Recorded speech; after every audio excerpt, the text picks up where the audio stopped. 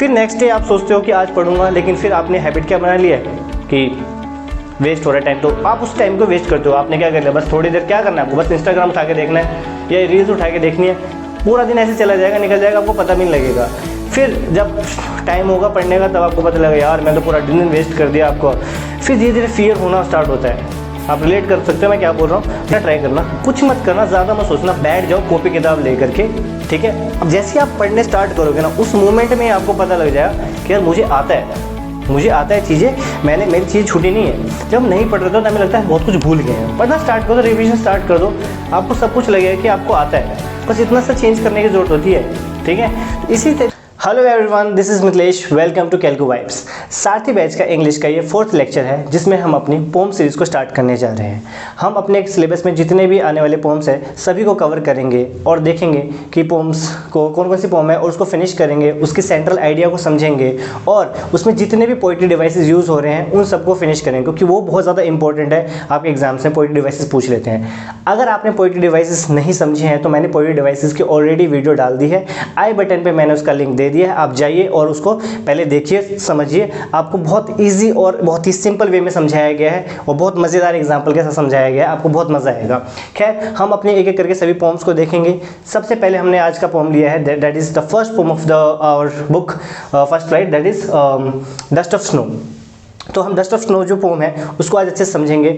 उसमें पोइट के बारे में भी जानेंगे कि पोइट क्या है और उसने क्यों इस तरीके की पोएम लिखी है, वो सब समझेंगे। उसका बैकग्राउंड थोड़ा सा जानेंगे और जो भी पोम है उसको अंडरस्टैंड करेंगे। उसमें जितने पोइट्री डिवाइसेस यूज़ हो रही हैं उसे भी समझेंगे और उसकी समरी और सेंट्रल आइडिया जो है वो भी समझेंगे। तो चलिए हम अपनी पोम को स्टार्ट करते हैं। पोम को स्टार्ट करने से पहले हम इसके पोइट के बारे में जान लेते हैं। पोम का नाम है डस्ट ऑफ स्नो। अच्छा, एक चीज़ और, पोएम और पोम लाइक क्या डिफरेंस है? लाइक हमें पोम बोलना चाहिए, हमने बचपन से वैसे सीखा हुआ बहुत लोगों ने कि पोएम बोलते हैं, but that is not wrong, that is not right. Actually even मैंने भी बचपन से जो पढ़ा तो पोएम ही पढ़ा था, बट जब पढ़ा हुआ तो समझ में आया कि it's not poem, it's poem, ठीक है। सो खैर, पोम जो हमारी है that is dust of snow, जिसको लिखा है रॉबर्ट फ्रॉस्ट ने। ही इज़ द पोइट, ठीक है। ये हमारे पोइट है इस पोम के, ठीक है। उस पोइट के बारे में जान लेते हैं। Who is the poet Robert Frost, ठीक है। इनका ये है जो इनका ड्यूरेशन रहा है जीवन काल का 1874 से 1963 तक, ठीक है। He was a well known American poet. तो ये कहाँ के हैं? ये अमेरिकन पोइट हैं, ठीक है। Who often wrote about everyday life and nature. He used simple language to talk about deep thoughts and feelings, making his poems easy to understand but powerful. तो बेसिकली एक अमेरिकन पोएट है जो ज़्यादा से ज़्यादातर अपने जो डेली लाइफ होते हैं उससे रिलेटेड, जो भी डेली लाइफ लेसन्स होते हैं, नेचर है, उनसे रिलेटेड चीज़ों के ऊपर पोम लिखते हैं और उन सबको अपने पोम के थ्रू डिस्क्राइब करने की कोशिश करते हैं। तो और इनकी पोम में जो सबसे और ज़्यादा खास बात होती है, ये बहुत ही सिंपल लैंग्वेज का यूज़ करते हैं। जब हम पोम को करेंगे तो आप देखना बहुत ही सिंपल लैंग्वेज का यूज़ किया गया है, बहुत इजी टू अंडरस्टैंड है वो लैंग्वेज, ठीक है।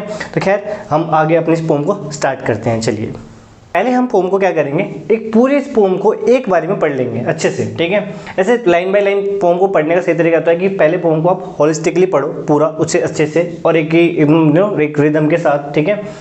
और पढ़ते पढ़ते आपको बहुत सारी चीज़ें पता लग जाती है। पोम को वैसे भी एक होलिस्टिकली पढ़ा जाता है, फिर उसको लाइन बाय लाइन या स्टैंजा बाय स्टैंजा, ठीक है, पढ़ कर उसको समझते हैं, ठीक है। The way a crow shook down on me the dust of snow from a Havelock tree has given my heart a change of mood and saved some part of a day I had rued. तो देखो इस pome में क्या चल रहा है। इस pome में पहले तो मैं आपको इसकी एक बैकग्राउंड दे देता हूँ। इस पोम में जो पोएट है, ठीक है, वो कहीं से जा रहा है, ठीक है, और उसका पूरा दिन खराब हो चुका है। पूरा दिन मतलब लाइक उसके साथ कुछ भी like something went wrong with him, ठीक है। उसकी वजह से उसके माइंड में there are lot of negative things which is going on, right. उसकी वजह से इतना ज़्यादा नेगेटिव हो चुका है कि वो उसको कुछ समझ ही नहीं आ रहा और उसको लग रहा है कि he had wasted lot of his day, ठीक है। सडनली क्या होता है कि जब वो एक ट्री के पास से गुजर रहा था, ट्री का नाम यहाँ पे मेंशन किया गया है, दैट इज हेमलॉक ट्री, ठीक है। जो वहाँ से गुजर रहा होता है तो सडनली वहाँ से एक क्रो जो होती है वो वहाँ उसकी ब्रांचेस को शायद शुक करती है, हिलाती है, तो कुछ डस्ट ऑफ स्नो जो होता है वो उसके ऊपर गिर जाता है, लाइक उसका शोल्डर पे गिरता है। और जब वो उसको देखता है तो लाइक उससे कुछ उसके लाइक जो भी चीज़ सोच रहा था वहाँ से थोड़ी देर का उसका ध्यान हट करके उस स्नो पे आता है और उसके साथ साथ उसको थोड़ा सा like he get aware about the like situation और यू नो द एनवायरनमेंट ही where he is in right no. उसको देख करके लगता है कि यार यहाँ पे तो और भी बहुत सारी चीज़ें है, वो स्नो है, ठीक है, उसकी लाइक उससे एक अच्छी हवा फील हुई, एक मतलब एक फ्रेशनेस फील हुई उसको, ठीक है, उसको देख करके, ठीक है। और सडनली उसका जो मूड था, जो बिल्कुल एकदम सौरो था, एक उसका दिन पूरा जो ग्लूमी हो रखा था, वो सडनली से हैप्पीनेस में कन्वर्ट हो गया, जो आपको आगे देखने में मिलेगा। Has given my heart a change of mood and saved some part of a day I had rued. ये पोम को अगर हम देखें तो क्या हो रहा है, the way a crow shook down on me the dust of snow from a hemlock tree. इसमें कुछ चीज़ें इंपॉर्टेंट ध्यान से देखेंगे। ये जो क्रो है, ठीक है, ये जो क्रो है बेसिकली आपको ये देखा गया कहीं किसी के कल्चर में, ठीक है, जो क्रो है कहीं पे एक लाइक बैड का थोड़ा सा सिंबोलिज्म दिखाता है कि ये कुछ बुरे के लिए, लाइक बुरे के लिए एक संकेत होता है थोड़ा सा, ठीक है। आपने देखा होगा डेथ वेथ में भी इसका कुछ मेंशनिंग करा जाता है कुछ जगह, ठीक है। और यहाँ पे जो हेमलॉक ट्री है, हेमलॉक ट्री भी एक पॉइजनस ट्री है। यहाँ पे बता देता हूँ, it is a poisonous tree. तो ये दोनों चीजें पोम में यहाँ पे देखें तो लाइक कुछ बैड को शो कर रहा है यहाँ पे, ठीक है। उसके बाद आप देखो, has given my heart a change of mood. तो जब जो पोएट है जब वहाँ से गुजर रहा है तो एक जो क्रो है उसने कुछ लाइक हिलाया ब्रांचेस को, उसके ऊपर जो स्नो गिरी है उसके शोल्डर पे, उसने उसका पूरा हार्ट जो है मतलब बेसिकली उसका जो मूड था उसको पूरा चेंज कर दिया and saved some part of a day I had rued, ठीक है। और उसका जो बाकी का जो बचा हुआ दिन था वो बच गया। इस पोम से क्या समझता है, खैर मैंने यहाँ पे जो है इसका सेंट्रल थीम यहाँ पे लिख दिया है, लेकिन फिर भी समझते हैं क्या है। जो पूरा दिन था उसका वेस्ट हो चुका था, उसको लग रहा था ऐसा, ठीक है, बहुत सारी चीज़ उसके साथ गलत हो चुकी थी, उसके माइंड में पूरा नेगेटिव थॉट जा रहा था, लेकिन एक छोटे से मूवमेंट ने उसके स्पिरिट को एक तरह से दोबारा से क्या कर दिया, अलाइव कर दिया, ठीक है। ऐसा इस पोम के मैसेज, ये पोम हमें क्या मैसेज दे रहा है कि लाइक अगर आपका पूरा दिन या पूरा दिन भी कह लो या फिर एक ऐसा फेज जो आपके जीवन में चल रहा है जिसकी वजह से आपको लग रहा है कि आपकी ज़िंदगी खराब हो चुकी है या आपका समय बहुत ज़्यादा खराब हो चुका है, ठीक है, एक छोटा सा मूवमेंट चाहिए होता है जो आपके पूरे के पूरे नेगेटिव थॉट को बदल के रख देता है। खैर उस मैसेज पे हम फिर भी दोबारा से आएंगे, ठीक है। लेकिन इस पोम में और क्या क्या कौन सी पोएट्री डिवाइस यूज़ की गई है उसको एक बार ज़रूर देख लेते हैं। The way a crow shook down on me the dust of snow from a hemlock tree has given my heart a change of mood and saved some part of a day I had ruled। सबसे first अगर हम इसमें देखें यहाँ पे has और heart, अगर आप देखो मैंने आपको पोएट्री डिवाइस करवा दिया है, तो अगर आपने पोएट्री डिवाइस नहीं देखा तो मैंने जैसा शुरू में बताया था कि बेल आई बटन पे मैंने उसका लिंक दे दिया है, तो आप वहाँ से जाके देख लीजिए, आपको सारे पोएट्री डिवाइसेस समझ में आ जाएंगे इजीली। यहाँ पे देखिए हैज़ और हा, यहाँ पे दोनों में कॉन्सोनेंट साउंड रिपीट हो रहे हैं जो कि एलिट्रेशन शो कर रहे हैं। तो यहाँ पे एलिट्रेशन जो है शो किया जा रहा है, ठीक है, यहीं पे मेंशन कर देता हूँ, यहाँ पे एलिट्रेशन आप नोट डाउन कर लेना इसे साथ साथ ही, ठीक है। एलिट्रेशन जो पोएट्री डिवाइस है वो यूज़ किया जा रहा है। एलिट्रेशन पोएट्री डिवाइस क्या होता है, जब लाइक किसी भी लाइन में या वर्ड के बिगनिंग में अगर कॉन्सोनेंट साउंड्स रिपीट हो रहे हैं तो उसे एलिट्रेशन कहते हैं। और यहाँ पे भी देखो सेव्ड सम, सो का साउंड यहाँ पे भी रिपीट हो रहा है, तो ये भी क्या है, एक एलिट्रेशन है, ठीक है। और इसमें कौन कौन सी पोएट्री डिवाइस हो रही है, अगर आप ध्यान से देखो, जब आप क्रो वर्ड को सुन रहे हो, हैमलॉक ट्री को सुन रहे हो या स्नो को सुन रहे हो, जब भी आप इन सब वर्ड्स को सुन रहे हो तो आपका क्या हो रहा है, आपके माइंड में उनसे रिलेटेड इमेज बन रही है। तो यहाँ पे काइंड ऑफ क्या हो रहा है, यहाँ पे इमेजरी जो है, इमेजरी का भी यूज किया गया है, ठीक है। इसके अलावा और अगर हम देखें कौन से पोएट्री डिवाइस का यूज किया गया है, तो इस पूरे पोम को अगर आप पढ़ोगे, ठीक है, आप अपनी बुक में देखना, इस पूरे पोम को जब आप पढ़ोगे तो उस पूरे पोम में आपको कोई फर्स्ट स्टैंजा को ले लेते हैं, फर्स्ट स्टैंजा जब चल रही है तो उसकी फर्स्ट लाइन फिनिश होती है यहाँ पे, सेकंड लाइन स्टार्ट होती है, बट यहाँ पे कोई भी आपको पंक्चुएशन मार्क नजर नहीं आ रही है। सेम ऐसे ही यहाँ पे भी, यहाँ पे ऐसे पूरे ही फर्स्ट स्टैंजा में भी हो रहा है और सेकंड स्टैंजा में भी वही हो रहा है, ठीक है। आपके लाइक आपके जब भी आपके एग्जाम्स में अगर कोई भी पोम आता है तो उसको ऐसे नहीं कि पूरा पोम दे देते हैं, वो कोई ना कोई स्टैंजा इसमें से दे देंगे, ठीक है। तो आपको ऐसे देखना है। तो यहाँ पे देखिए कहीं पे भी जो पंक्चुएशन मार्क है वो यूज नहीं किया, लाइक फुल स्टॉप या क्वेश्चन मार्क या एक्सक्लेमेशन मार्क कुछ भी यूज नहीं किया गया है। तो ये कौन सा एक पोएट्री डिवाइस होता है, याद करिए मैंने करवाया था, वो कौन सा होता है, इंजैम्पमेंट जो पोएट्री डिवाइस है वो यूज हो रहा है। इंजैम्पमेंट पोएट्री डिवाइस क्या होता है, जब किसी भी स्टैंजा में कोई भी लाइन एंड हो रही है लेकिन किसी भी बिना पंक्चुएशन मार्क पे यूज़ करे सेकंड लाइन स्टार्ट हो जाती है, वो होती है इंजैम्पमेंट। तो ये इस टाइप की हमारी पोएट्री डिवाइस जो है इसमें यूज़ हो रहा है, ठीक है। बाकी अगेन हम अगर इसकी central theme of the pome पे आए तो ये बेसिकली क्या शो कर रही है कि अगर आपका आपका दिन ख़राब हो गया, आपका हाफ ऑफ द डे या more than half of the day अगर आपका ख़राब हो गया किसी भी चीज़ की वजह से, कुछ ख़राब हो गया, आपका एग्ज़ाम में आपके अच्छे नंबर नहीं आए या फिर आप फेल हो गए या फिर कुछ भी ऐसा किया, किसी ने कुछ बोल दिया आपको जिसकी वजह से आपको बुरा लग रहा है, तो आपको लग सकता है बुरा, ऐसा नहीं है कि नेचुरली लगता है बुरा इस एज में, कॉमन है, ठीक है। कॉमन क्या, बड़ी एज में भी लोगों को बुरा लग जाता है हर चीज़ें, ठीक है।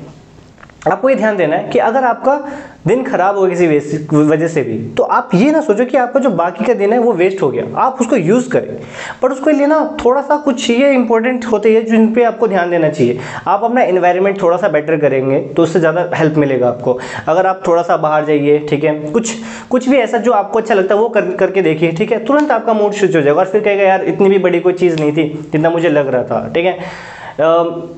जैसे आप एग्जाम्पल अगर आप ले सकते हो, ऐसे एक कॉमन एग्जांपल देता हूँ जो हम लोगों को हमेशा फील होता था, ठीक है। जब मैं भी पढ़ता था तब मुझे भी ऐसे स्टूडेंट था तो मेरे को भी ऐसे फील होता था, स्टूडेंट तो अभी भी हूँ लेकिन जब मैं स्कूल्स में पढ़ता था तो जैसे आप प्लान बनाते हो, आप रूटीन बनाते हो अपना कि यार मैं ये मैंने सब्जेक्ट्स है मेरे, इसमें क्या कहते हैं इतने चैप्टर्स आ रहे हैं, इतने आ रहे हैं, ठीक है, मैंने इतने कर लिए हैं, इतने रह रहे हैं और मैं इन सब चीज़ों को इस तरीके से प्लान करूँगा। आप स्टार्ट भी कर देते हो, 2 दिन करते हो, 4 दिन करते हो, ठीक है, लेकिन उसके बाद क्या होता है कि कुछ टाइम बाद आपको लगता है 3-4 दिन आपने मेहनत करी, या फिर ये भी ज़्यादा बोल दिया मैंने, 2 दिन मेहनत करी, उसके बाद फिर अगले दिन आप थोड़ा सा लेजी हो जाते हो और फिर उसके बाद धीरे धीरे कैसे होता है, हैबिट थोड़ी छूटने लग जाती है, क्योंकि बहुत डिफिकल्ट लगता है ना ये पढ़ाई, तो वैसे भी कितने लोगों को वैसे ही पसंद आती है, ठीक है, बट फिर भी क्या होता है कि जब आप करते हो तो फिर वो दिन धीरे धीरे आपका मन उससे हटने लग जाता है, फिर आपको लगता है कि चलो यार बाद में कर लेंगे, फिर आप उसे धीरे धीरे प्रोक्रास्टिनेट करने लग जाते हो, फिर वो बाद में होते एक दिन छूट ही जाती है। फिर नेक्स्ट डे आप सोचते हो कि आज पढ़ूंगा, लेकिन फिर आपने हैबिट क्या बना लिया है कि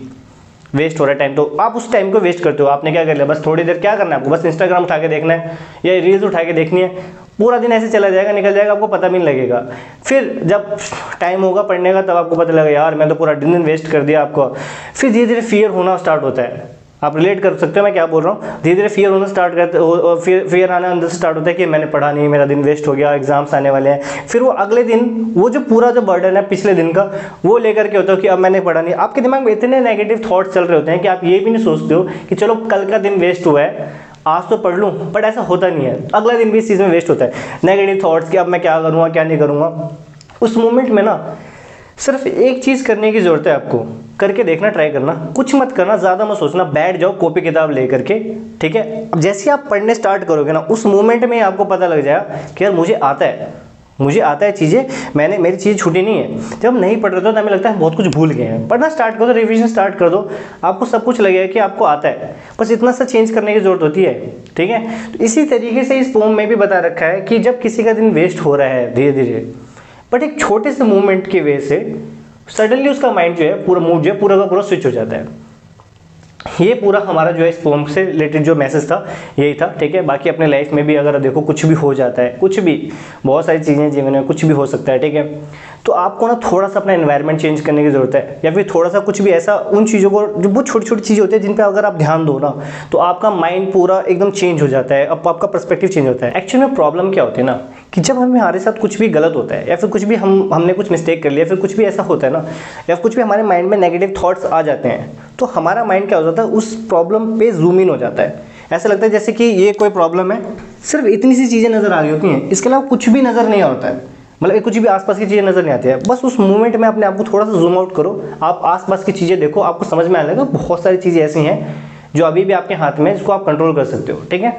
So that was all about this poem. Okay, so from the next lecture we will see that there are some other poems, like we will see the fire and ice poem, ठीक है, which has also been written by the same poet, that is Robert Frost, ठीक है। आपको उस pome से भी कुछ ना कुछ एक बहुत अच्छा मैसेज मिलेगा, ठीक है।